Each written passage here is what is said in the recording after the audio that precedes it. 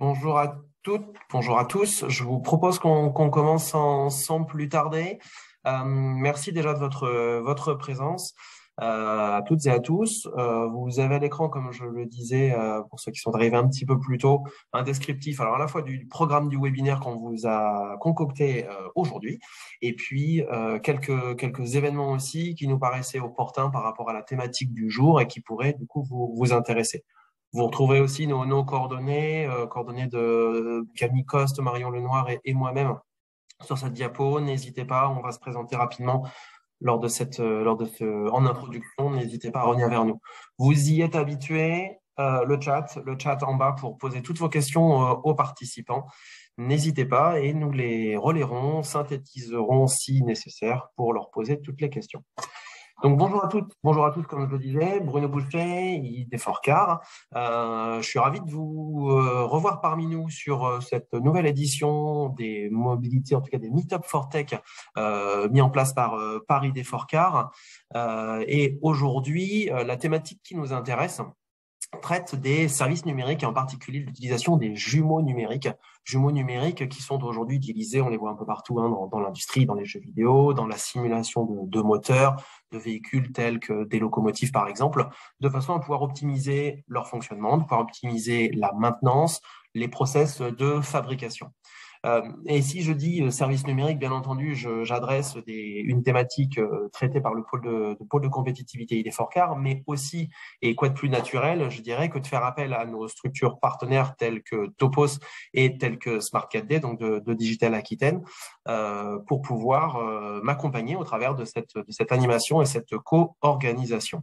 Ce que je propose, c'est peut-être très rapidement à ce qu'on puisse vous présenter nos structures respectives. Camille, si tu veux prendre la main, Camille puis Marion, toutes les deux pour pouvoir nous présenter donc Topos et Smart 4D. J'enchaînerai juste derrière et on laissera la parole à nos participants juste après. Très bien. Merci. Merci à toi. Voilà. Alors, bonjour à tous. Donc, je suis Camille Coste. Je suis animatrice du réseau Topos au sein de Digital Aquitaine. Digital Aquitaine, c'est une association qui fédère l'écosystème numérique sur la région Nouvelle-Aquitaine et qui fonctionne comme peut le faire ID4CAR pour animer tout cet écosystème. Et on le fait à travers différentes thématiques industrielles ou technologiques dans une vision stratégique partagée, c'est-à-dire qu'on a à peu près 180 adhérents qui sont intéressés pour la plupart par une, deux ou trois thématiques au sein de Digital Aquitaine. Donc, on en a 5, une qui a trait au commerce connecté, une autre plutôt techno sur la science de la donnée et l'intelligence artificielle. On représente aussi la filière numérique en santé. Et puis, l'usine du futur à travers Smart 4D. Et puis, Topos, c'est le réseau des acteurs de la mobilité connectée durable. Alors, je passe de slide. Alors, notre mission, donc, c'est d'animer cet écosystème et notamment pour favoriser l'émergence de projets d'innovation et puis accompagner des structures qui seront utilisatrices de solutions numériques dans leurs projets d'innovation. Alors, on a juste deux focus sur Topos et Smart 4D, effectivement, pour ce webinaire sur la partie jumeaux numériques. Chez Topos, il y a une soixantaine d'adhérents, donc intéressés par cette thématique. Sur les sujets, les projets en cours qui peuvent être intéressants aujourd'hui, je vous en cite 3. Un projet sur la sécurité des déplacements qui vise à sécuriser les arrêts d'autocars scolaires, une expérimentation faite avec la Régie des Landes où il y a une partie formation immersive, notamment pour le conducteur. Un projet d'expérimentation sur l'A63 pour les véhicules connectés, automatisés, avec une partie aussi modélisation pour concevoir cette expérimentation. Et puis, on a un campus connecté qui se monte aussi à Talence et qui va nous permettre d'analyser les mobilités sur le territoire et puis qui nous donne aussi tout un écosystème éventuellement à modéliser avec beaucoup de mobilités différentes qui cohabitent. Marion, je te laisse dire quelques mots sur ces sujets. Bonjour à tous, donc je suis Marion Lenoir, l'animatrice de Smart 4D. Donc, sur le même fonctionnement que Topo, Smart 4D, c'est une communauté d'une cinquantaine d'acteurs autour de la simulation numérique et de l'industrie du futur. Donc, on travaille autour de plusieurs thématiques, donc la formation digitale, la maintenance digitale, les systèmes intelligents, la sobriété énergétique et l'usine du futur. On a deux gros projets, notamment le premier sur la maintenance digitale, mais qui est interconnecté avec les différentes thématiques, qui s'appelle Data for Operation. C'est la première plateforme collaborative de continuité des données industrielles, donc qui permet d'interconnecter et d'orchestrer les différentes solutions ou organisations. Et puis un deuxième projet qui s'appelle Training Center 4.0, dont Stéphane vous parlera, donc je ne m'éternise pas dessus, et qui concerne plutôt la formation digitale. Voilà. Voilà pour moi. Voilà pour nos premières structures. Je te redonne la parole, Bruno. Oui, merci Camille, merci Marion. Ouais, un petit mot rapide sur ID4Car. ID4Car, donc pôle de compétitivité, on est présent sur tout l'arc Grand Ouest, tout l'arc Atlantique, les trois régions, Bretagne, Pays de la Loire et Nouvelle-Aquitaine. Et comme vous le voyez, c'est du coup plus de 400 adhérents, les trois régions concernées et 360 projets labellisés en tant que pôle de compétitivité, avec un volet en tant que pôle de compétitivité forcément important sur l'aspect innovation, développement, accompagnement des acteurs au sens de leur développement, R&D, innovation, développement industriel également. Tout ça dans l'objectif de pouvoir accélérer la transformation des filières véhicules et mobilité terrestre de façon générale, puisqu'on est spécialisé sur les mobilités terrestres en particulier. Très rapidement, les 4 thématiques qu'on aborde chez ID4Car concernant les systèmes de mobilité terrestre, les services liés à la mobilité, donc notamment la thématique du jour, liée au transport de personnes, transport de marchandises, mais aussi tout l'aspect changement comportemental lié à tous ces services. Et puis les volets liés, bien entendu, aux infrastructures, en termes d'aménagement, en termes d'intelligence des infras, tout comme la partie énergie liée à l'infrastructure.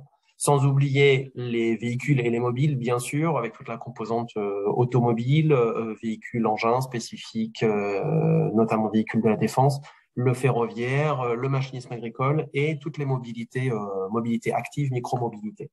Et puis, comme je le disais, un volet innovation, mais aussi un volet industrie des mobilités, puisqu'on y intègre aussi toute la composante, alors Marion en parlait à l'instant, la composante industrie du futur, usine 4.0, au travers notamment des fournisseurs métiers, dans ces quatre thématiques, tout comme les fournisseurs de solutions industrielles, sans oublier le volet bureau d'études, ingénierie.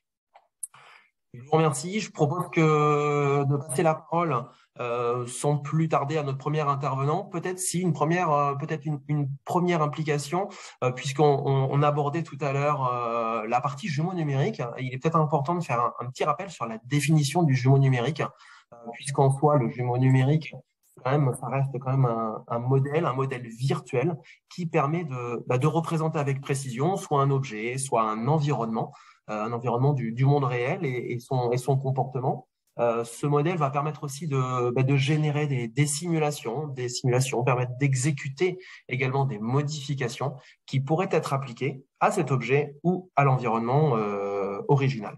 C'est pourquoi on a décidé donc avec Topos et Smart 4D de structurer ce webinaire sur l'utilisation de ces jumeaux numériques liés à la mobilité. Et je vous propose de passer immédiatement la parole, d'entrer immédiatement dans le vif du sujet, en laissant la parole à Sébastien Euzé, qui est chargé d'innovation 3D numérique en urbanisme et aménagement du territoire au sein de l'agglomération de Pau, Béarn, Pyrénées. Et Sébastien va pouvoir nous parler plus précisément de l'impact et de l'utilisation de tels outils, donc le jumeau numérique, au travers de l'établissement d'une politique de mobilité au sens des agglomérations. Sébastien, je vous laisse la parole. Merci Bruno. Bon, c'est une très belle introduction, hein. Donc beaucoup de choses sont dites, donc c'est parfait. On va pouvoir commencer directement. Donc le service 3D de l'agglomération de Pau est assez nouveau, hein. Il a à peine 6 ans. Il est parti de rien. C'est suite à l'arrivée de notre maire actuelle qui avait des gros projets pour la ville en termes d'aménagement de territoire sur la partie urbanisme, qui a décidé d'accompagner tous ces projets de 3D pour deux aspects. La partie ingénierie qui permet à nos ingénieurs de pouvoir faire des simulations sur leurs idées d'implantation, et aussi pour de l'accompagnement de projets communication sur l'accompagnement aux riverains, sur les travaux qu'il va y avoir devant chez eux, afin de pouvoir leur expliquer ce qui va se passer. Donc, on est passé par plusieurs étapes. Je vais commencer par vous faire voir un petit partage d'écran sur les premières utilisations. Donc, les techniques avant le 3D, c'était de la diffusion 2D. Hein. On travaillait sur du plan 2D, donc qui amène quand même pas mal de complexité à la compréhension du projet. Ça demande une certaine imagination, une certaine vision spatiale pour pouvoir se projeter. Donc, c'était pas forcément évident de pouvoir communiquer à travers ce type de plan. Donc, on a commencé par faire tout simplement de l'image, hein, c'est-à-dire que on va traiter en première partie de l'image. Après, on va pouvoir traiter, on est allé vers de la vidéo, et après, on est allé vers du 3D temps réel. Donc là, assez rapidement, s'est posé la question du jumeau numérique. Donc, on a franchi ce pas de dire, vu la masse de quantité de travaux qu'il va y avoir, autant faire un jumeau numérique sur lequel on va pouvoir dedans insérer tous nos projets. Voilà. Donc, c'est une opération qui a été menée en 2019. On a numérisé l'intégralité de notre agglomération. Ça fait 370 km². C'est un projet qui a été aussi accompagné et subventionné par la région Aquitaine, par le FEDER, par l'Europe, à hauteur de 80-85% du projet. Donc, c'était une bonne occasion aussi pour nous de franchir le pas et d'aller sur ce type d'innovation. Donc, assez rapidement, je vais vous présenter les premières illustrations qui peuvent sortir de ce fameux jumeau numérique.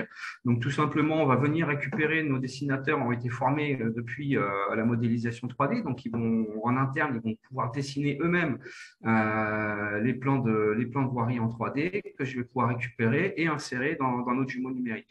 Donc, la première étape qui a été mise en place, parce qu'il fallait faire un peu l'épreuve de la pertinence des projets via la 3D. Donc, on est passé sur de l'image. Donc là, on voit de l'avant-après. C'est des choses qui plaisent beaucoup, l'avant-après.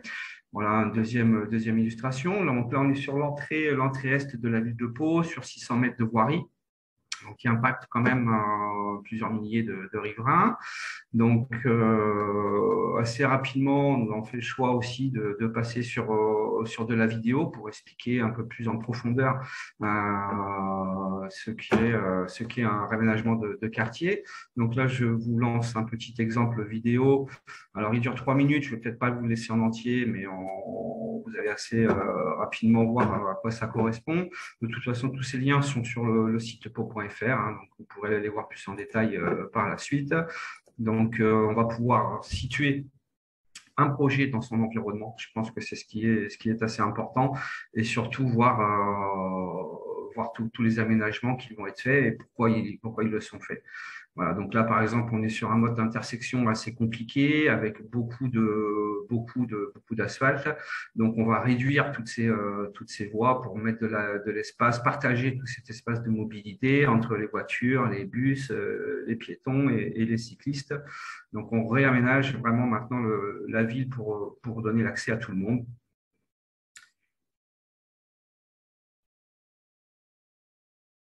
Donc ça, c'est des vidéos qui vont vraiment permettre d'accompagner le projet, hein, qui va durer sur celui-ci sur une période de 3 ans, où on impacte beaucoup de monde. Donc, c'est sûr que ce type de vidéos rassure le riverain, tout simplement aussi, parce que ils s'aperçoivent que c'est pas une ligne de TGV qui va passer devant chez eux, que c'est pas une autoroute qui va passer devant chez eux, mais au contraire quelque chose de doux, d'apaisé, avec des raménagements d'espace et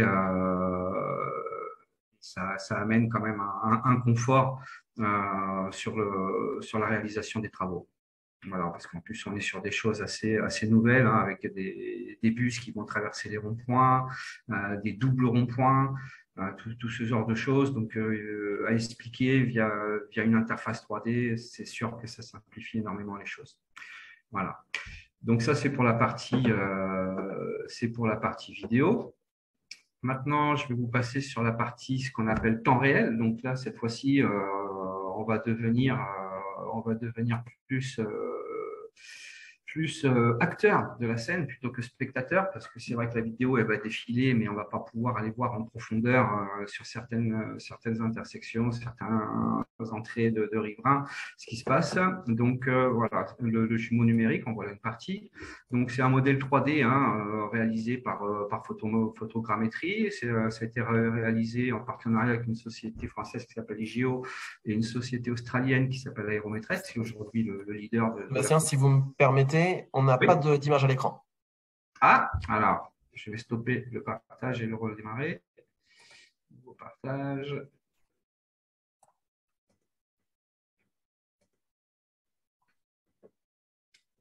Est-ce que c'est arrivé? Oui. Ouais. On a la vision sur le giratoire, le haricot giratoire. Ok, parfait. Donc voilà, donc je reprends donc le jumeau numérique. Hein, ça représente des modèles 3D qui sont réalisés donc en photogrammétrie, sur laquelle je vais pouvoir venir. Excusez-moi, la vidéo a sauté à nouveau. Pardon? La vidéo a sauté à nouveau. La vidéo a sauté. Alors je vais relancer le partage.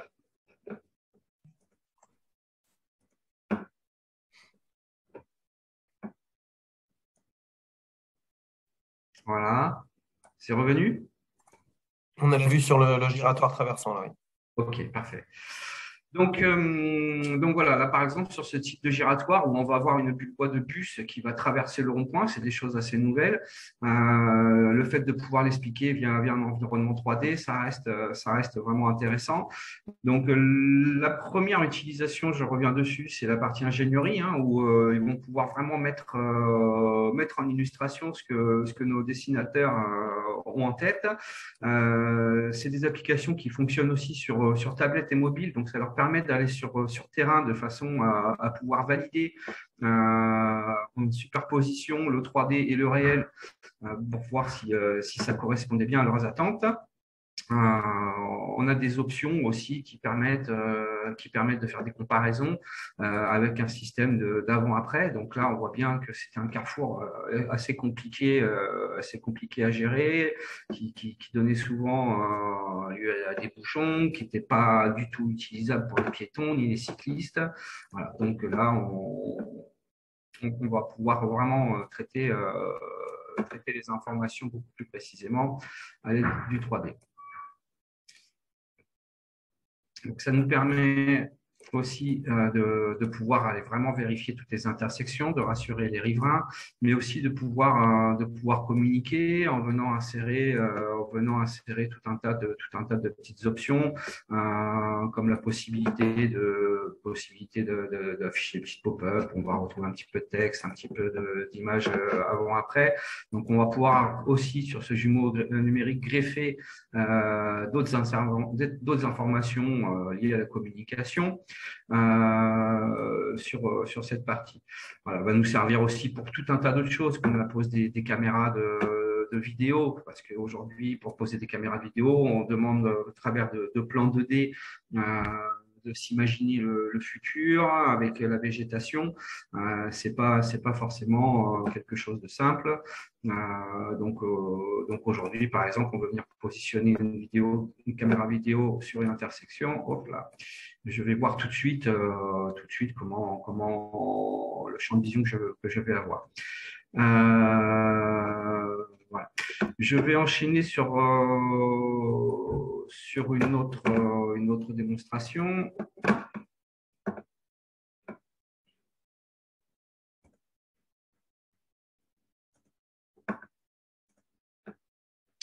Donc là, on est sur l'ensemble de notre territoire. J'espère que la vidéo s'affiche bien pour tout le monde. Oui, c'est bon. L'application temps réel. Donc là, on est sur l'application temps réel. Alors, aujourd'hui, les outils nous permettent, on travaille avec Bentley Systems, la solution Open Cities Planner qui nous permet d'intégrer toutes nos données de façon assez simple et surtout pouvoir les diffuser juste dans un navigateur web sans aucun plugin à installer en supplément. Donc, c'est quand même un gros confort pour la diffusion. Aujourd'hui, là, ce que je vous présente, c'est ce qui va être disponible très prochainement sur le site po.fr. Ça va être un classement de toutes les réalisations qui ont été faites sur l'ensemble de la ville, les projets en cours et les projets futurs. Donc, avec cet outil, on a trois possibilités de pouvoir présenter un projet. La première, ça va être simplement sur un système de POI, un point d'intérêt, tout simplement. Donc, je vais avoir une liste de travaux, je vais chercher un point d'intérêt. C'est vraiment là sur des phases d'amont de projet où on n'a pas forcément beaucoup d'éléments, mais on a des choses qui existent. Donc là, ici, sur cette route, il y a des réaménagements qui sont prévus suite à des travaux que propose la mairie. Donc, tout simplement, on va venir pouvoir charger dans la même fenêtre. C'est ce qui est intéressant, c'est de pouvoir coupler la partie 3D et la partie 2D de l'Internet existant, c'est-à-dire qu'on ne va pas réinventer les choses, on va juste faire du lien sur du site Internet existant. Donc là, sur les travaux qu'il y a sur cette route de Bayonne, voilà, on va pouvoir faire assez facilement expliquer les réaménagements de circulation pour les travaux en récupérant simplement des données existantes. Après, on va pouvoir aller chercher un autre système qui va être une pause aussi assez rapide d'un plan PDF, hein, tout simplement, ou d'un plan DWG. Donc, on va venir positionner dans l'espace afin de commencer à montrer une pré-ébauche de ce que peut être un projet en termes de consultation, parce que la consultation aujourd'hui, alors je l'ai passé un peu vite sur l'entrée Est tout à l'heure, mais on a un système de consultation qui nous permet de venir chacun via se connectant avec une adresse mail, de venir positionner des petits pictos, des petits points d'intérêt avec des remarques. Parce que nos dessinateurs connaissent bien leur terrain, mais les riverains le connaissent encore mieux. Mais bien les problématiques liées à leur territoire, à leur quartier. Donc, du coup, ça nous aide aussi la consultation pour aller régler des problèmes de positionnement, de stationnement, des problèmes de positionnement, de ramassage des ordures et tout un tas de choses. Donc là, voilà, tout assez simplement, on va pouvoir venir positionner en amont de projet un fichier PDF, hein, tout simplement, qui va venir se draper sur la carte 3D. On va pouvoir venir aussi facilement greffer quelques arbres, quelques bâtiments en pain de sucre, hein, comme on l'appelle dans notre jargon, c'est des bâtiments blancs, mais ça nous donne quand même une vision assez précise plutôt qu'un plan 2D, du réaménagement de la voie, où là aussi, on peut faire de l'avant-après et s'apercevoir qu'on redonne aussi, là, par exemple, l'espace aux riverains, plutôt que ces carrefours et cette marée d'asphalte. Voilà. Et la troisième possibilité, ça va être de rentrer un projet entièrement en 3D cette fois-ci. Là, on va aller chercher un autre projet. Voilà, donc on voit que ça se charge quand même assez rapidement. Tout se passe de façon dynamique. Donc là, ici, sur cette zone, c'est pareil. On avait une intersection qui posait énormément de problèmes, donc qui va être réglée par un parcours giratoire. Et on peut aller effectivement voir comment vont pouvoir se déplacer les riverains, comment vont pouvoir se déplacer les cyclistes, comment vont pouvoir se déplacer les véhicules. On peut même avoir la possibilité de descendre en terrestre, d'aller pouvoir se promener dans le projet. Donc, le fait d'amener cette partie 3D, là, particulièrement sur ce quartier qui était un petit peu sensible, parce qu'on avait des riverains qui étaient très actifs, donc ça a permis de faire un document de travail tout simplement pour mettre tout le monde d'accord, de façon à ce que chacun parle bien de la même chose, parle bien des mêmes, euh, des mêmes centres d'intérêt. Donc, du coup, c'est vrai que c'est devenu un vrai outil de travail pour tout le monde, hein, que ce soit riverain et agglo, de façon à pouvoir bien démontrer ce qui est l'intention du projet et de pouvoir le faire évoluer. C'est-à-dire qu'assez rapidement, le projet est connecté aux bases de données de nos dessinateurs. Donc, quand ils vont faire des intersections, des modifications, pardon, automatiquement, ça va venir se greffer sur la maquette. Voilà, donc on peut venir après, comme on l'a vu tout à l'heure, agrémenter avec quelques points de vue. Donc là, on va rentrer des perspectives 3D réalisées par les architectes cette fois-ci. On va mettre un petit peu plus de compléments d'information.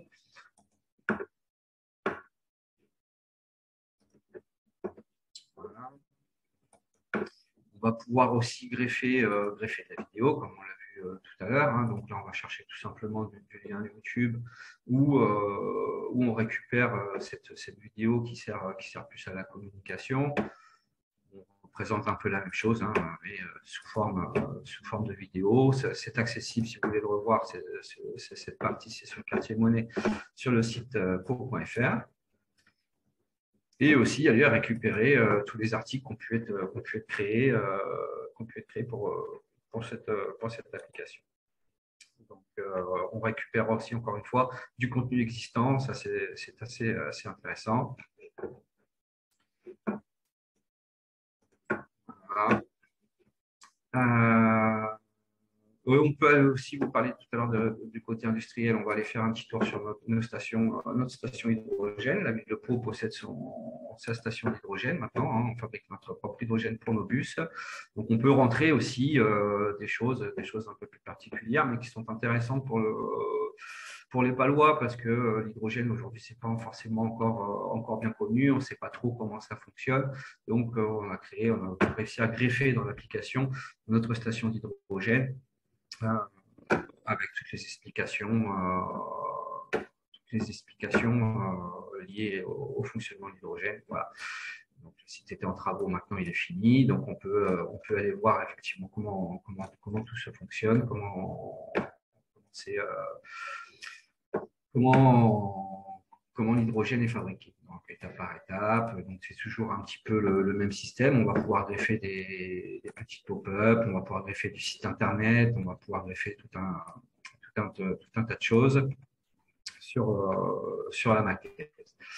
Donc aujourd'hui, on va sur des taux de résolution qui sont assez forts. Hein. Je vais aller vous chercher.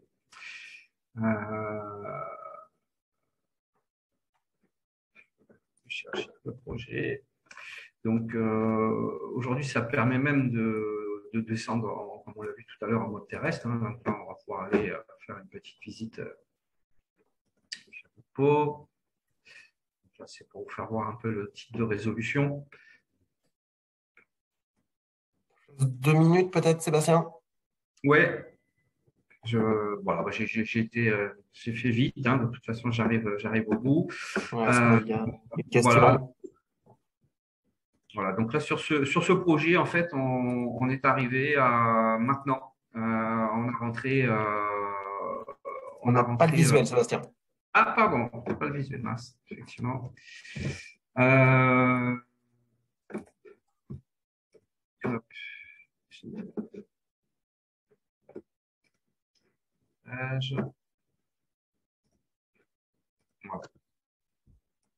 Ça devrait être bon pour vous.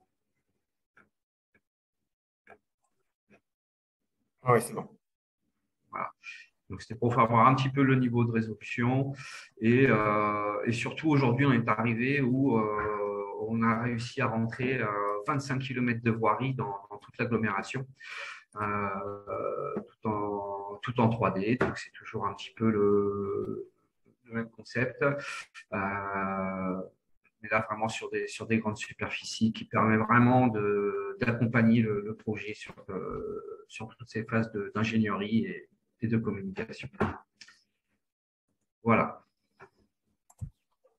C'est noté, merci Sébastien. Donc on comprend bien hein, que toute la définition de la politique, et tout ça pour rebasculer sur sur la question qui est posée, la définition de la politique de mobilité, elle est bien pensée en amont, elle est bien définie en amont et elle est ensuite projetée et accompagnée de cette, je dirais, alors c'est plus qu'un accessoire, hein, de ce vrai outil qui vous aide aussi en termes de communication, et ça on l'a bien compris, à faire accepter au mieux, à faire comprendre au mieux par tout à chacun, donc par l'ensemble des administrés. On sait combien les réunions publiques sont utiles et nécessaires je dirais, accorder en tout cas tout le profit et tous les bénéfices des aménagements portés par l'agglomération.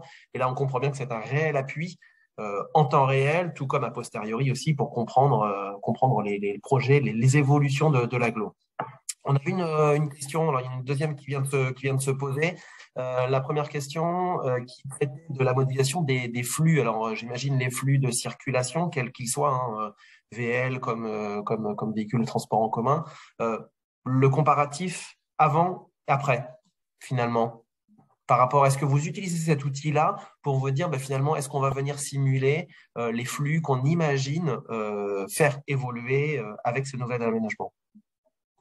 Alors aujourd'hui, on le fait que pour le piéton. On arrive à récupérer les informations des passages piétons, mais effectivement, on aimerait arriver avec nos systèmes de prédiction, nos outils que nous avons pour la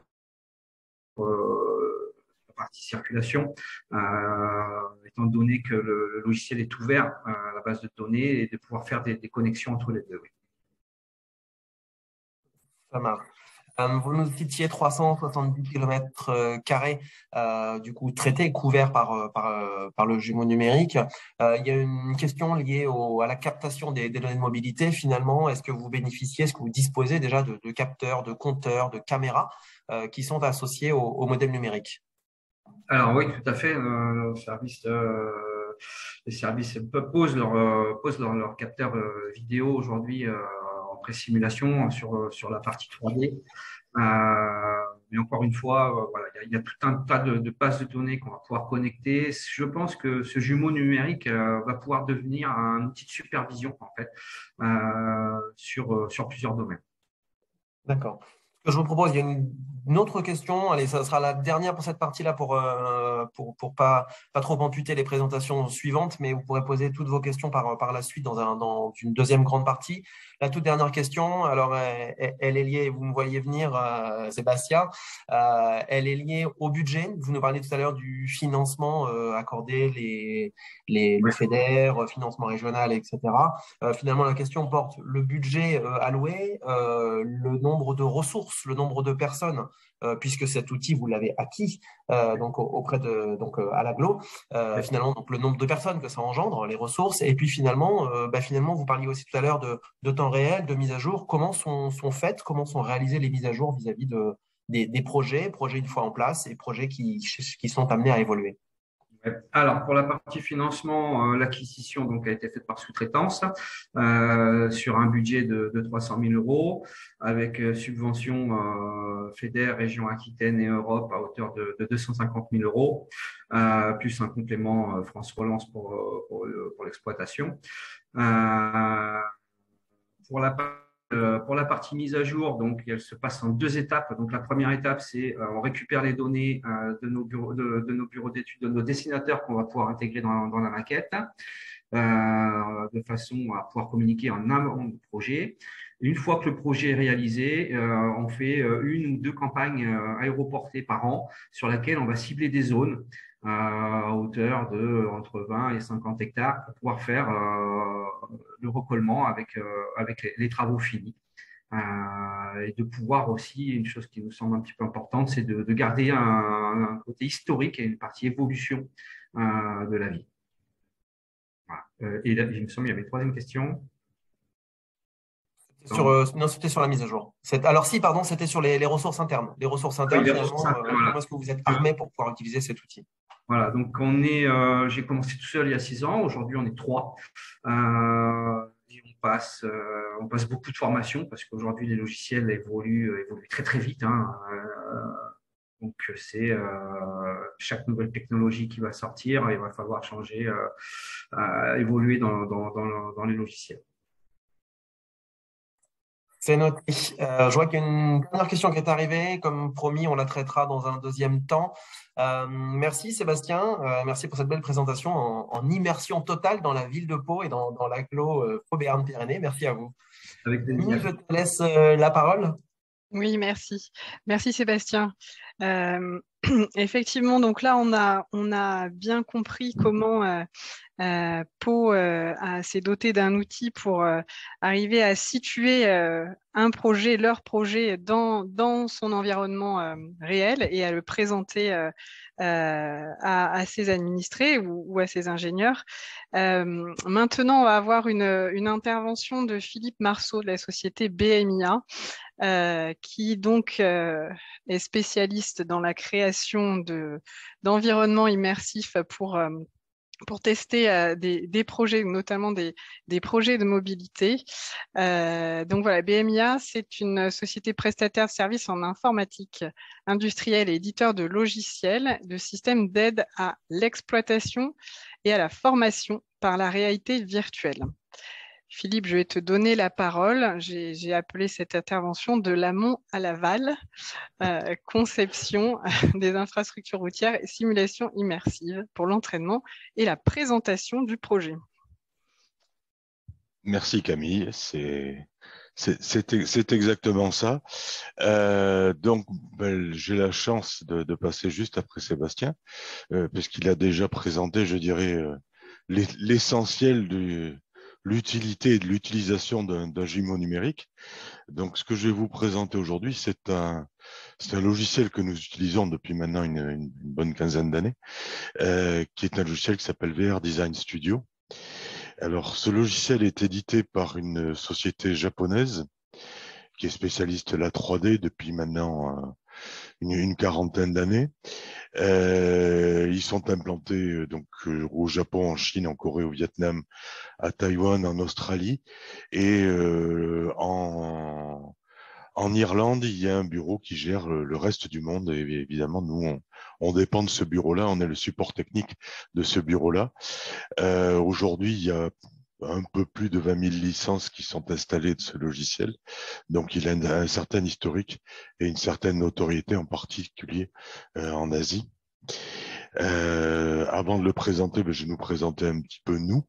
Donc nous, comme a dit Camille, on est spécialiste en informatique industrielle et dans nos métiers, on a travaillé beaucoup dans l'ingénierie de trafic. Et on a été appelé il y a maintenant une vingtaine d'années à mettre en place les premiers systèmes d'aide à l'exploitation sur les tunnels routiers. Et à ce titre, on a cherché comment pouvoir former nos futurs exploitants. Et on s'est penché sur la 3D interactive en se disant que comme les exploitants routiers utilisent des caméras, c'était quand même quelque chose qui peut être extrêmement intéressant.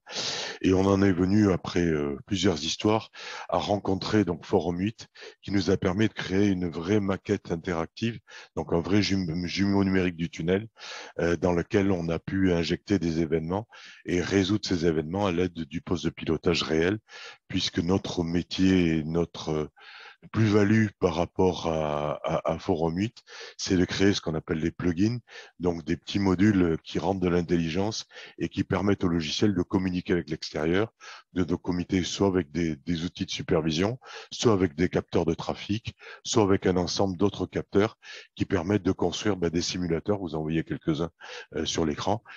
Donc on fait des simulateurs qui vont du simulateur de voiture au simulateur de vélo, en passant par le métro, le tram et tout autre simulateur comportemental. Pour revenir à VR Design Studio, l'idée, le principe de ce logiciel, c'est de pouvoir démarrer depuis la conception de l'infrastructure, donc routière ou immobilière, jusqu'à l'expérimentation immersive, en créant un jumeau numérique de l'infrastructure et des véhicules. Donc, on va voir un petit peu plus tard comment on fait ça. En simulant du trafic, et bien évidemment, ça nous permettra de déterminer des points remarquables et de les étudier un peu plus particulièrement. En expérimentant des solutions de régulation, Donc, rajouter, on l'a bien vu précédemment, hein, rajouter des ronds-points, modifier les ronds-points, rajouter des bretelles, de la signalisation, des sections de voirie, des mobilités alternatives, et tout ça de le voir fonctionner en dynamique et de pouvoir voir des éléments de mesure, voire d'injecter un trafic réel et de voir ce que ça donne. Pouvoir immerger les usagers en mode interactif, donc c'est tout l'objet des simulateurs. Donc, on va pouvoir, dans cette réalité virtuelle, conduire des deux roues, conduire des voitures, conduire des bus, des tramways et s'insérer dans un trafic simulé ou réaliste dans le sens qu'il est piloté par le trafic réel. Ça va nous permettre de déterminer des sensibilisations à la sécurité et soit des usagers, soit des ensembles des exploitants. Donc, Camille a parlé tout à l'heure de Strass. On reviendra un petit peu dessus sur la sécurité des transports en commun et en particulier des transports scolaires. Et on a maintenant une nouveauté qui est arrivée depuis le début de l'année, qui nous permet de piloter les travaux avec une interactivité du planning. Donc, on fonctionne dans ce qu'on appelle en 4D, c'est-à-dire qu'on va lier Microsoft Project à la réalité 3D et on va pouvoir, au fur et à mesure de l'avancement des tâches des travaux, piloter la 3D et voir les modifications qui vont intervenir et voir les trafics alternatifs qui vont se créer. Donc, la conception de la VR, elle tourne autour de 3 mots: réalisme, géopositionnement, modularité, et je vais en rajouter un 4e, interaction. Donc, le VR Design Studio, ça permet de créer des environnements 3D, ce qu'on appelle la VR, la réalité virtuelle. On utilise de base un support qui est géoréférencé avec ses élévations. Donc, c'est des supports qui nous proviennent de JAXA. JAXA, c'est la NASA japonaise, en quelque sorte. Là-dessus, on couple des terrains qui sont peuplés par Google Earth de manière très facile. Ça va nous permettre de créer des réseaux routiers, soit réels, soit hypothétiques. Donc, en imaginant de nouvelles infrastructures. On va créer un environnement de trafic en ayant des générateurs de points et des générateurs de trafic qui vont permettre de manière statistique d'injecter des mobilités, soit de toutes sortes. On va créer des réseaux routiers grâce à des relevés GPS sur le terrain. Donc, on va créer un ensemble de nuages de points qui vont nous permettre de tracer immédiatement la route. On a des outils de génération automatique de route. On peut créer un environnement 3D à l'aide des nuages de points, donc d'images scannerisées, on verra ça un petit peu plus loin, et on peut importer les routes depuis directement OpenStreetMap de manière à avoir des choses extrêmement réalistes. Si on prend le nuage de points, donc c'est exactement ce que l'on fait actuellement sur l'A63, où on modélise l'A63 depuis Salles jusqu'à La Bouère. On utilise des relevés qui ont été faits par Geosat, donc des relevés laser, et ces relevés laser nous permettent de construire l'infrastructure complète depuis la route, bien évidemment, mais aussi son environnement. On utilise tout type de laser et tout type de numérisation RGB qui nous permet de créer des choses réalistes. On peut récupérer des informations directement depuis des drones, donc pour des espaces un petit peu plus restreints, mais ça permet de produire très rapidement des environnements 3D sur lesquels on va pouvoir reconstituer des espaces de mobilité, des routes, des parkings, des stationnements, etc.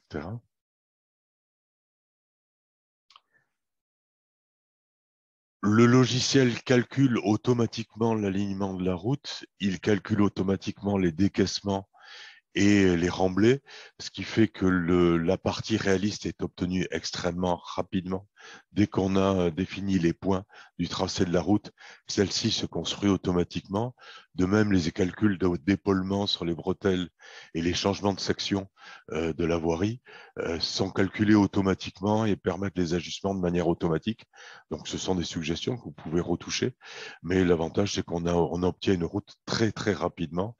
Aujourd'hui, créer une route sur un espace en 3D, c'est une affaire de minutes pour avoir un espace circulé. C'est extrêmement pratique et on a quelque chose qui est extrêmement réaliste que l'on peut compenser avec des valeurs réelles donc des points GPS, et on peut permettre des réalignements de telle manière à avoir quelque chose qui est extrêmement réaliste et très proche du jumelé numérique que vous avez vu précédemment. Donc la planification dynamique KD dont je parlais, donc c'est un plugin extérieur qui va permettre de lier la 3D, donc l'environnement, la VR, l'environnement de réalité virtuelle, avec le planning des tâches de construction, de telle manière à pouvoir avoir, en se déplaçant dans ce planning, une visualisation directe de l'état des travaux qui sont prévus ou qui sont en cours de réalisation, ainsi que les impacts sur la voirie et sur le trafic. Donc, ça permet très rapidement de faire ce qu'on appelle du consensus building, donc de faire de la construction en imaginant les impacts sur le trafic et en présentant aux usagers, parce que comme on vous l'a présenté tout à l'heure, on peut bien évidemment créer des films, créer un site web de manière extrêmement rapide, puisque le logiciel est container web de base, donc qui vont permettre de présenter aux usagers cette 4D et leur présenter directement, en fonction des phases de travaux, les différents impacts qu'ils vont avoir. On a utilisé dernièrement cet outil sur des ponts, des constructions de ponts à Montréal, ce qui permet d'avoir une visualisation des impacts trafic immédiate. Le principe de VR Design Studio, c'est que ce n'est pas un outil de construction 3D, il s'appuie sur des modèles extérieurs. Donc, en fait, c'est un outil d'ingénierie qui va permettre d'intégrer directement des réalisations externes qu'on va réaliser sur des formats, je dirais, classiques, 3ds ou FBX, à l'aide de logiciels tels que Blender, 3ds Max, SketchUp ou d'autres. On a des bibliothèques d'objets, on peut récupérer des objets sur le net, on peut récupérer des textures qui sont déjà réalisées en externe. Donc l'idée de ce logiciel, c'est d'être un intégrateur et de pouvoir, on peut aussi réaliser des objets 3D à l'intérieur du logiciel, mais c'est pas son objet.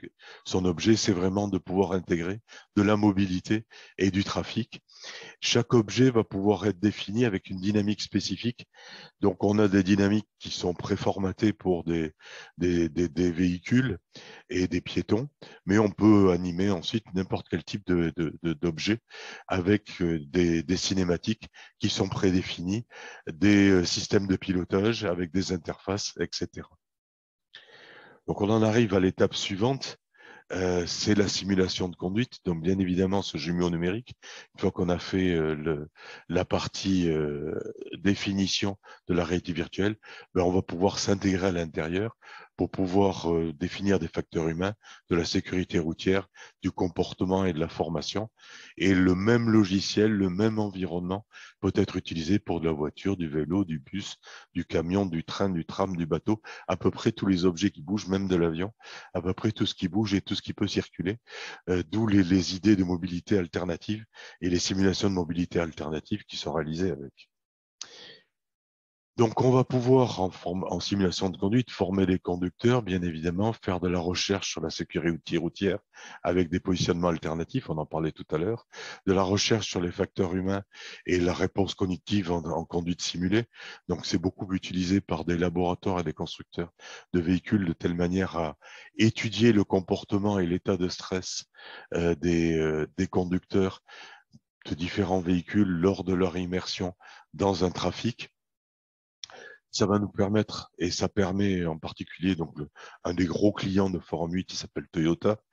Toutes les recherches de véhicules autonomes de Toyota ont été réalisées sur ce logiciel. Et donc évidemment, on fait de la R&D sur du véhicule autonome, de l'électrique ou de la conduite assistée.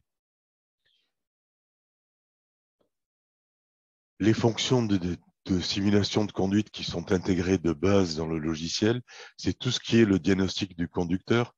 Donc, on va surveiller ses performances, on va vérifier ses temps de réaction, on va pouvoir adjoindre des capteurs externes qui vont permettre de mesurer son état de stress, la pression sur le volant, etc.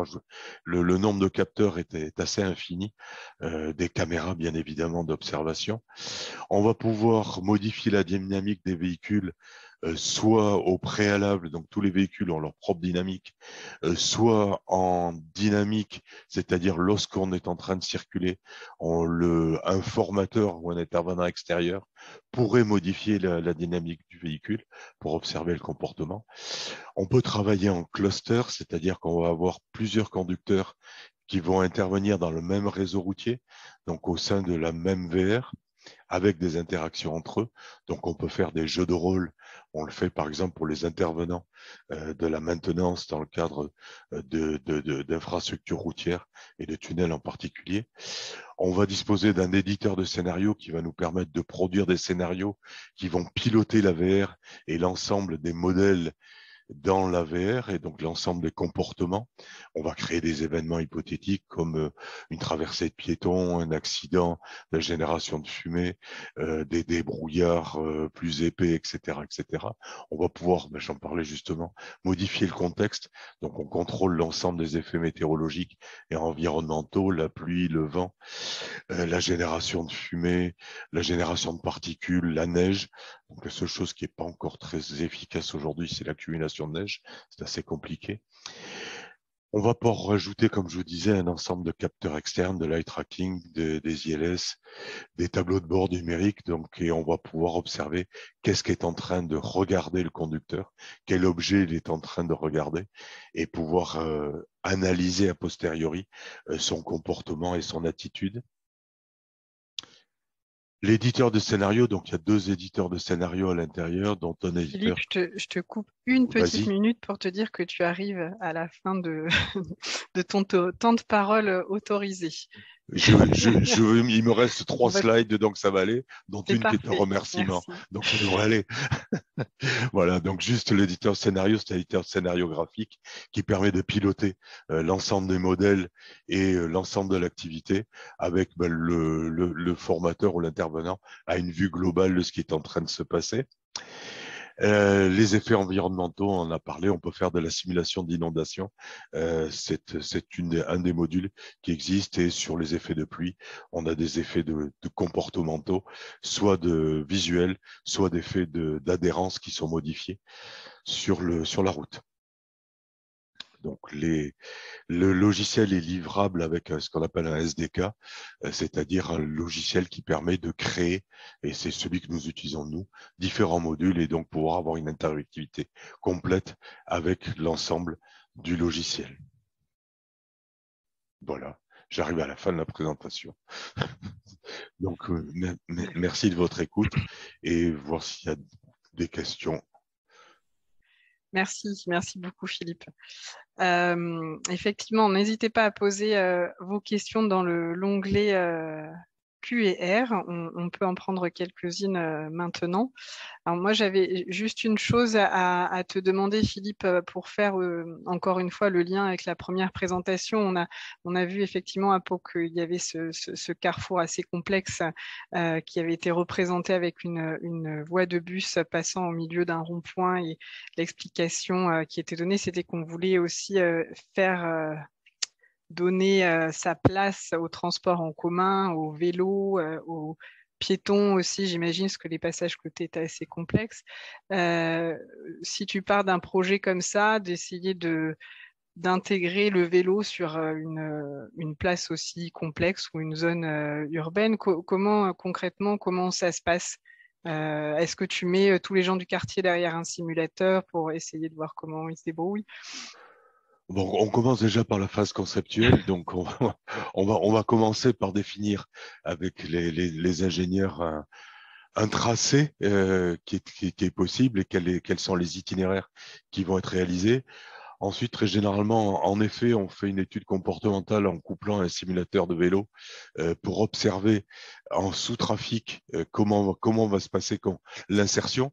Donc, elle va se passer soit en termes théoriques, soit à l'aide de la conduite d'un vélo en lui-même et vérifier son interactivité et sa possibilité d'immersion dans le trafic avec l'état de stress que ça peut générer. Et ensuite, ce simulateur permet de faire de la présentation en effet à des usagers pour leur expliquer comment ils seront accueillis dans cette future infrastructure. D'accord. Je vois que Sébastien a levé la main. Une réaction directe. Oui, tout à fait. Pour compléter la présentation de Philippe, hein, on a commencé à faire des ébauches de tout ça avec de la réalité virtuelle, hein, sur des quartiers où on déplace des casques simples dans les quartiers, dans les lycées, dans les écoles, dans tout ce qui s'ensuit. Et effectivement, ce genre d'outil, pour moi, c'est l'avenir du jumeau numérique, hein. Le jumeau numérique, c'est une base, mais derrière, toutes ces possibilités vont faire que le jumeau numérique va prendre sa forme, à mon point de vue. Tout à fait, tout à fait. C'est la continuation directe de l'utilisation du jumeau numérique. Merci à tous les deux. N'hésitez pas si vous avez des questions. C'est le moment. Sinon, Camille, je te propose qu'on passe la main à Marion. Alors, je vais introduire la prochaine intervention. Je reprends la main. Alors là, on va partir sur une présentation de l'utilisation des jumeaux numériques pour l'apprentissage. Donc, on reste sur cette interaction entre l'environnement, l'humain, le système, avec une présentation du groupe LGM, Stéphane Schubenel, et qui nous propose une présentation et quelques cas d'usage d'un projet Training Center 4.0 qui est développé au sein de Smart 4D. Merci, bonjour à tous. Donc, je m'appelle Stéphane Schubenel, je suis en charge du développement d'innovation pour le groupe LGM et je suis aussi dans Smart 4D avec Marion pour animer tout un tas de sujets autour du digital dans l'industrie. Je vais vous parler, à la suite des deux excellentes présentations, d'autres cas d'application qui font suite et puis qui vont faire écho avec ce qui a été présenté. Quelques façons, comment nous, on a abordé, entre guillemets, l'exploitation d'un jumeau, pourquoi, comment, dans le cadre d'une formation. Donc, avec Smart 4D, on a initié un projet en 2019, on a monté un projet, on l'a déposé, le temps qu'il soit notifié vers 2020, un grand projet collaboratif sur le training digital qui s'appelle Training Center 4.0 et qui, au départ, embarquait donc un gros industriel qui est leader du projet, qui s'appelle Naval Group, et puis un écosystème de partenaires, dont LGM, dont je fais partie, mais aussi Studio Nix, qui sont un studio de création de 3D, on va dire haute couture, Solisys qui est une ESN, Virtualis qui fait aussi la 3D mais qui fait tout un aspect scénarisation et outils de scénarisation automatique dans un environnement 3D puisqu'il faut pouvoir interagir et éventuellement sans avoir à recoder la scène. Et puis Immersion qui est un acteur bordelais qui met à disposition des outils qui permettent d'interagir à distance, en présence, entre des écrans, un casque virtuel, un PC, quel que soit le moyen qu'on utilise, en surcouche, on peut interagir et à plusieurs, en collaboratif. On a étendu cet écosystème sur le Ferrocampus de Saintes pour aller chercher des use cases dans le monde du ferroviaire, sachant que le projet Training Center a une vocation large. Il n'est pas dédié ni au naval ni au ferroviaire, il a une vocation en fait à développer l'ensemble des compétences et des outils qui permettent de concevoir, fabriquer, déployer, exécuter et évaluer des systèmes de formation. Alors, on est très centré sur le digital et sur l'immersif, mais en fait, tout l'objectif, ce n'est pas justement de faire que du digital ou que de l'immersif, c'est de valoriser, d'utiliser ces technos pour ce qu'elles apportent, c'est-à-dire de l'interactivité, des solutions en fait, pour pouvoir apprendre à distance, en autonomie dans certains cas, et exploiter au maximum les moments où on est en présentiel avec un apprenant, avec un instructeur, pour avoir un maximum de valeur au moment où on a un instructeur avec nous. Alors, soit pour du coaching, soit pour faire des choses en équipe, pour apprendre à travailler en équipe ou des choses comme ça. Donc, c'est vraiment tout système de formation confondu qu'on regarde. Je vais vous expliquer. Alors, justement, l'idée, comme on veut voir assez large, c'est que l'immersif, la 3D, créer un jumeau, c'est pas neutre, ça coûte un un certain prix. C'est évident pour Naval Group parce qu'ils en font pour leur système, leur bâtiment, qu'il soit sous-marin ou bâtiment de surface. Pour le ferroviaire, c'est largement utilisé aussi, mais il ne faudrait pas que ce soit, entre guillemets, un point bloquant. Donc, je vais vous montrer comment nous, on l'a approché. Alors, on a déjà approché pour répondre à des enjeux, en fait. Donc, les enjeux qu'on s'est posés en termes de formation dans Training Center 4.0, c'est évidemment former. Former, il y a plein de dimensions dans le savoir. Donc, il y a le savoir, la connaissance d'un système. Il y a aussi du savoir-faire qui va rentrer en compte, c'est-à-dire est-ce que je sais faire l'opération d'opération que je dois apprendre. Il y a aussi du savoir-être. Dans certains cas, là, on va rentrer dans des comportements d'interaction collaboratif, relationnel, et du faire savoir quand on pilote, tout ça étant à la fin un ensemble de compétences, de savoir et d'apprentissage qui doivent permettre de savoir agir dans une situation donnée ou réagir. Alors, c'est très criant dans la marine, et c'est pour ça que c'était très intéressant de commencer par les marins, parce que vous imaginez bien que dans un sous-marin, même sur un bâtiment de surface, on fonctionne en équipage et qu'il faut savoir déjà se repérer, naviguer, faire tout un tas de choses, mais il faut savoir réagir rapidement dans certains cas.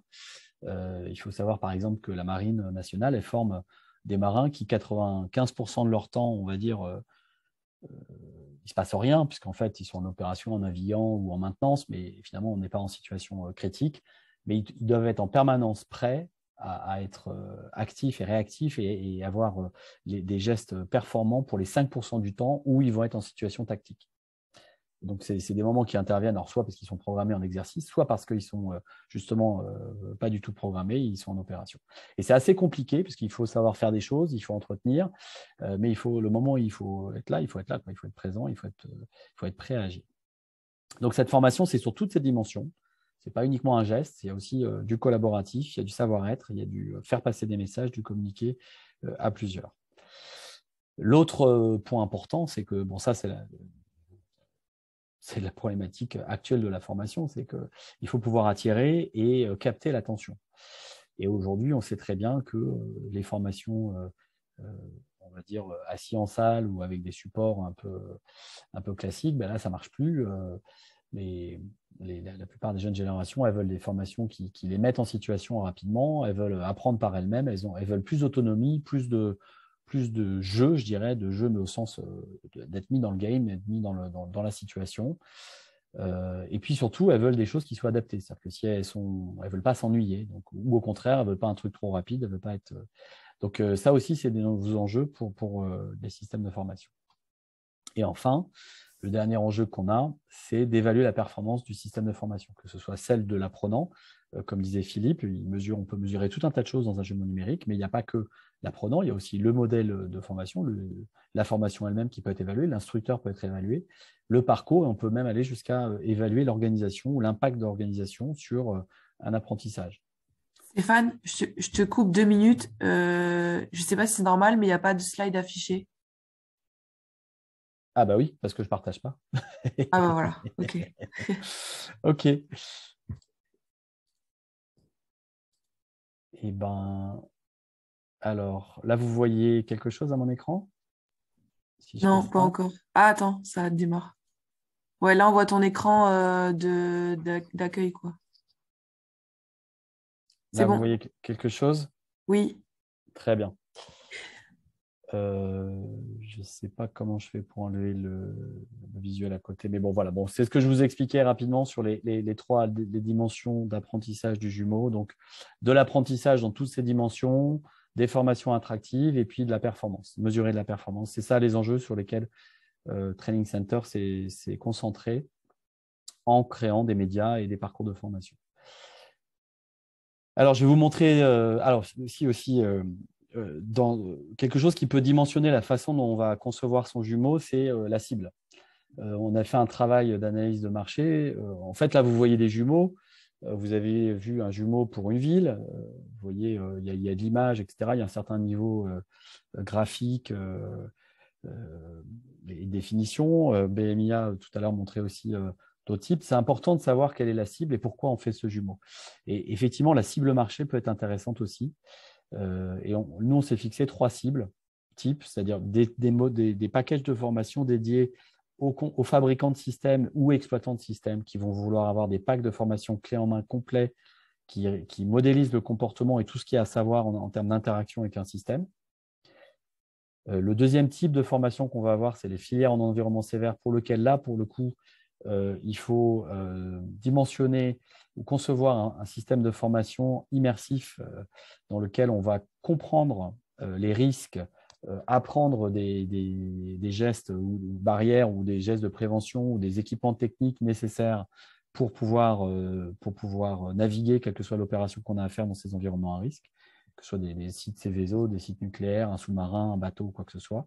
Et troisième type de filière qu'on a identifié, c'est toutes les formations générales, de certaine manière.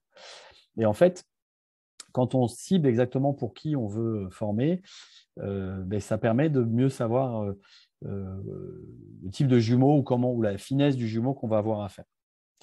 Un jumeau, c'est un moyen, en fait, et on s'est rendu compte en fait, qu'il fallait clarifier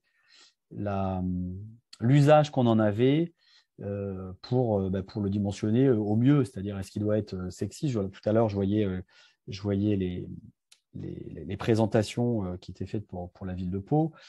Il y a un aspect émotion. Il faut quand on plonge dedans, on a besoin de se rendre compte, de reconnaître sa ville. On a besoin de voir des endroits qui sont familiers. Ce n'est pas forcément la peine d'être aussi, entre guillemets, fin ou à chaque fois. Il faut vraiment se poser la question parce que ça, évidemment, ça coûte de l'argent et quelquefois, vous allez voir, on n'a pas besoin d'aller si loin.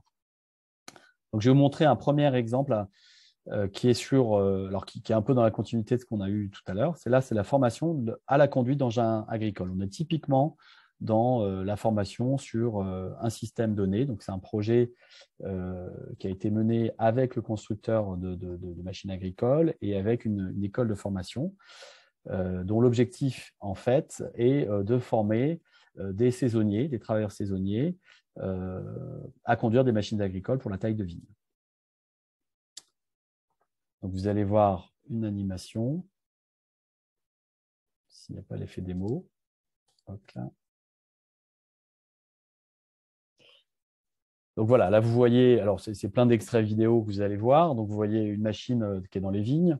Donc vous imaginez bien qu'il faut apprendre à rouler, que ce soit sur vigne ou dans les champs. Là vous avez le simulateur en école. Bon, ça passe un peu vite, je vais laisser dérouler. Vous avez effectivement, vous voyez bien que cet outil de formation permet aussi à l'instructeur d'expliquer à d'autres, même s'il y en a un qui est en train de conduire, entre guillemets, de former à plusieurs. On n'est pas forcément tout seul autour de la formation. Et là, vous allez avoir le premier cas qui est conduire sur route. Un engin agricole, conduire sur route, il y a du col de la route, ce n'est pas si simple. Là, il faut apprendre à des gestes à pouvoir tourner dans des situations serrées en général pour rentrer dans le champ ou éviter. Et effectivement, c'est aussi un outil d'attractivité sur des salons pour apprendre à des jeunes qui seraient tentés, leur donner une vocation de faire ce métier.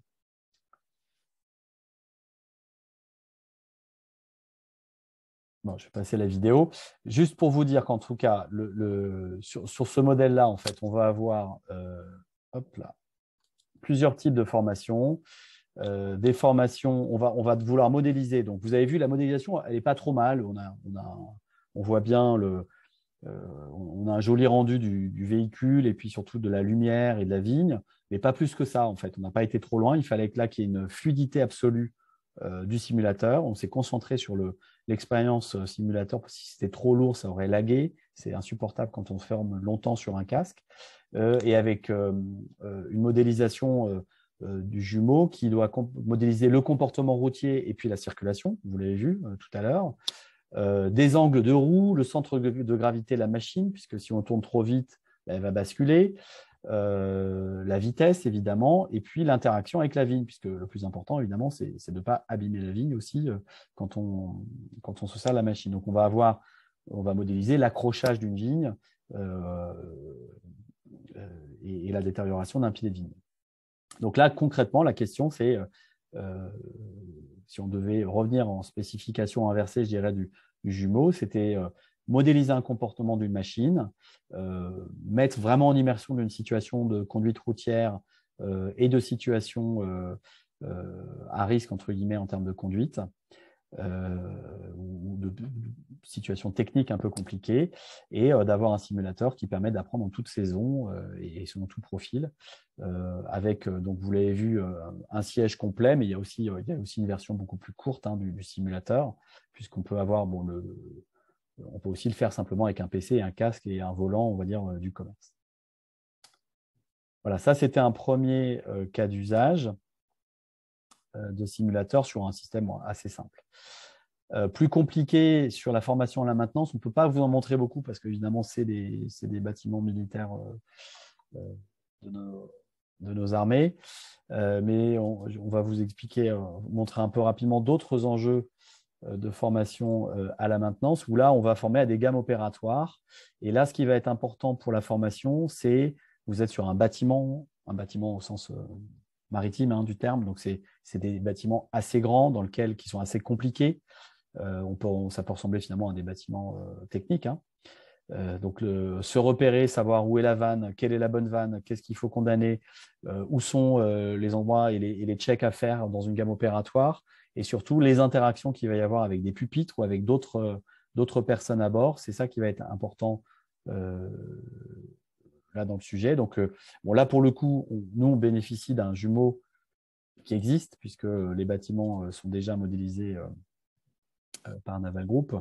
Mais tout l'enjeu était de le rendre réaliste. Je ne sais pas si vous avez vu, vous voyez des effets de lumière, des effets dans certains cas de dégradation un petit peu. Ce n'est pas partout, là. Il y a certains endroits où on a montré un peu de saleté, les choses pour que le marin il ait l'impression de voir son bâtiment tel qu'il est. Et là, tout ce qui compte derrière, c'est l'aspect interaction, simulation. C'est-à-dire que quand on tourne la vanne en haut à gauche, telle que vous la voyez là, donc il va y avoir une réponse du système sur la remontée de pression, sur une acquisition au poste de l'IHM qui va lui dire « Ok, c'est OK, tu peux passer à l'étape suivante ». Donc là, on a modélisé tout le comportement technique du bateau, jusqu'à modéliser aussi des pannes, des effets de panne ou des choses comme ça.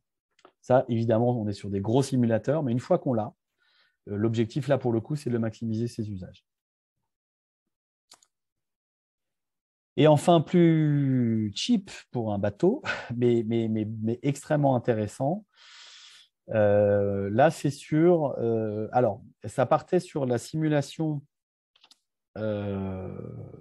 d'architecture de bateau. C'est en fait de la conception de bateaux de course. Et en fait, on va partir de ce besoin-là pour aller jusqu'à la validation ou l'expérimentation ou l'essai d'un bateau. Alors, là, pour le coup, vous allez voir, alors je n'ai pas la modélisation 3D de l'essai, mais vous voyez, c'est assez simple en termes de graphisme. Donc, c'est un projet pour un chantier naval. Donc, l'objectif, c'était la conception et la validation dynamique d'une architecture d'un bateau. Donc là, par exemple, un trimaran. Donc là, tout ce qui compte, c'est modéliser le comportement du bateau. Donc, le jumeau, c'est le bateau, mais c'est aussi la mer, puisqu'il faut modéliser la houle et l'interaction qu'il y aurait entre la houle et la coque, avec la traînée. Et aussi le vent, évidemment, puisque le bateau, il se situe à l'intersection des trois milieux, des deux milieux. Et donc là, on va modéliser l'effet du vent dans la voile, les bourrasques, etc. Donc, il y a à peu près une vingtaine de forces qui sont modélisées. Là, vous voyez des petites formes, des petites flèches un peu partout, pour voir un petit peu la performance du bateau en fonction de la taille de la voile, en fonction de sa finesse, en fonction de sa forme. Donc, c'est un outil de conception, un outil de prototypage et de validation rapide que vous avez là. Et ce qui est intéressant, c'est c'est déjà le fait qu'effectivement, il y a plusieurs jumeaux à modéliser. Le jumeau du bateau, mais aussi le jumeau de son environnement, le jumeau d'un vent, du météo et de la mer, du comportement de la mer. Et in fine, une fois qu'un bateau est retenu par l'architecte, en fait, ils le mettent dans les mains d'un skipper qui peut se mettre en échelle 1 ou en échelle à distance, et il va simuler en échelle 1 le comportement du bateau avec un volant avec retour de force. Donc, le skipper, il va pouvoir se rendre compte réellement du comportement du bateau avec le vent et sentir son bateau, puisque ça, c'est vraiment un métier de voileux, on va dire, de pouvoir sentir comment le bateau part, comment il décolle.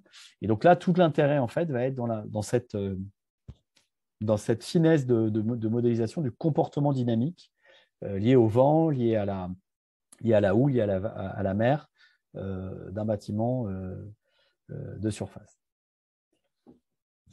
Donc voilà, vous voyez 3 cas d'application différents. Il y en a d'autres qu'on ne peut pas vous montrer qui sont aussi sur l'évacuation en situation de crise d'un sous-marin, par exemple, quand il y a un incendie qui se déclare. Mais à chaque fois, en fait, ce qu'il faut voir, c'est où est-ce qu'on veut mettre l'effort. Faire un jumeau, ça coûte un peu de sous, un jumeau numérique. Et il faut vraiment se poser la question de qu'est-ce qui est important, qu'est-ce qu'on veut montrer. Est-ce que c'est une émotion? Est-ce que c'est du visuel? Est-ce que c'est de la technique? Est-ce que c'est un fonctionnement technique qu'on veut modéliser ou faire prendre conscience à celui qui va jouer la scène? Ou est-ce que c'est un comportement dynamique et de conduite comme on peut avoir là sur ce bateau, ou même comme on a vu avec BMIA ou le ICAB que vous avez vu au début. Voilà pour ma présentation, si vous avez des questions. Merci Stéphane, merci beaucoup. Alors, si vous avez des questions, on peut en prendre quelques-unes pour Stéphane et pour les autres interventions également, puisqu'on arrive à la fin du webinaire. Il y avait 2 questions qui avaient été posées au départ. Quel GIS et quel logiciel de modélisation utilisez-vous pour créer ce jumeau numérique? Alors, c'était lors de la présentation de Sébastien, mais je pense que ça peut valoir aussi sur les autres supports. Et puis, allez, j'enchaîne avec la 2e question tout de suite. Votre base de données est-elle ouverte comme source libre, si quelqu'un voulait faire ses contributions? Donc là, on était encore sur la présentation de Sébastien. Je vous laisse répondre, Sébastien, peut-être ou... Oui, tout à fait. Alors, le logiciel utilisé, c'est du logiciel Bentley Context Capture, qui permet des numérisations de grands territoires avec des précisions assez importantes. Et pour la 2e question, il va y avoir un partage de données premier trimestre de l'année prochaine chez Cesium, de façon à toucher un peu la partie design avec du jeu vidéo chez des gens Community ou Epic Games, et chez Esri plus pour la partie ingénierie. D'accord. On comprend que pour le volet confidentialité, les données de la marine ne seront pas partagées, bien entendu. Philippe, sur ces aspects-là, vous, côté mobilité de façon générale, collective, extérieure, est-ce qu'il y a des choses qui sont partageables? Oui, tout à fait. La base de données peut être ouverte. Après, c'est un choix de l'utilisateur. Il ouvre ou il ouvre pas. Mais on peut travailler avec des bases de données. Par exemple, la base de données pour tout ce qui est la signalisation, on utilise du SQL tout à fait classique ou des fichiers Excel, puisqu'on sait importer aussi depuis du fichier Excel de positionnement. D'accord. Ok, merci. Pour Training Center, on est sur base Unity pour l'environnement 3D, puisqu'on veut le rendre le plus large possible. Donc, on a pris cette base-là et on est en train de concevoir un éditeur de scénario pour non-codeurs, entre guillemets, pour que les instructeurs puissent paramétrer leur scénario sur base Unity. Ok, merci, c'est complet. Merci. N'hésitez pas, si vous avez encore des questions, on sent l'appel de l'estomac très fort, très vif. N'hésitez pas avant d'aller déjeuner. Nos intervenants, sont encore là quelques minutes à vos côtés. C'est le moment. N'hésitez pas à poser vos questions. Et sinon, on ne tardera pas à nous séparer. Pas de questions? Pareil, Camille, si tu as des questions ou... Peut-être des remarques côté intervenant avant de terminer sur vos différentes interventions? Est-ce qu'il y a des oublis, des choses que vous auriez voulu rajouter? Tout à fait. Moi, je vais rajouter une partie budgétaire, puisque manifestement, il y avait une sensibilité forte sur ce sujet-là. Donc, juste pour dire que c'est un outil qui permet, donc la licence de l'outil s'étale entre 5 kg € et 18 kg sur les options qui sont retenues. Et je confirme ce qui a été dit auparavant, c'est que l'essentiel du travail, qui est ensuite du travail humain, le montant de ce travail dépend énormément de la résolution qui est choisie et de la précision qui est choisie. Et donc, plus on va faire des choses qui sont précises et jolies, plus c'est du temps et plus c'est cher. C'est aussi simple que ça. Et c'est bien clair. Merci à vous trois, Sébastien, Stéphane, Philippe. Merci pour la qualité de vos interventions. Merci Camille, merci Marion. Merci beaucoup. Merci à tous les participants. Merci à tous ceux qui sont encore présents. Oui, pardon, Marion. Il y a juste une dernière question qui demandait si les supports seront partagés. Oui, alors les supports. Alors en tout cas, vous bénéficierez du replay. Le replay sera disponible. Alors, il sera disponible sur le site ID4Car et on va le partager avec, bien entendu, avec Topos et Smart 4D. Donc, comme ça, vous aurez la possibilité de revoir les présentations effectuées. Merci à tous. Merci à tous les participants. Merci à tous ceux qui sont encore parmi nous. On va vous laisser déjeuner. Bon appétit à tous. Merci encore à vous tous. Et puis, écoutez, on vous dit à très bientôt sur nos sites respectifs et nos événements respectifs. Vous les aviez en introduction. Camille, si tu veux les remettre à l'écran, les quelques événements qui pourraient vous intéresser, pardon. En tout cas, vous les retrouvez dans nos agendas respectifs, Topos, Smart 4D, ID4Car. Merci à tous. À très vite.